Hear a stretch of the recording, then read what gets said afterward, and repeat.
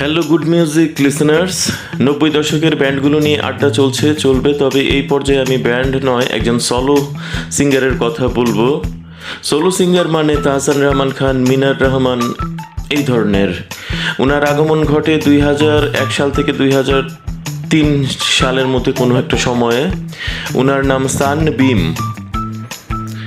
So উনি classically trend একজন singer এবং টোটালি ওনার অ্যালবামটাকে ঠিক আধুনিক গানের অ্যালবাম বলা যায় না, একটু পপ মিউজিকের ধাঁচটা ছিল, পাশাপাশি কিছু ক্লাসিক্যালের গন্ধও ছিল। সো সেই সানবিমের একটা গান লিরিক শুনে আমার কাছে এত ভালো লাগে যে আমার কাছে মনে হয় যে এটা তো আমারই কথা বলা হচ্ছে। সো আমি গানটা তুলে ফেলি এবং ডিয়ার ভিউয়ার্স, ডিয়ার লিসেনার্স, আপনাদেরকে সেই গানটা শোনাবার আমার ইচ্ছা রয়েছে। সঙ্গেই থাকুন।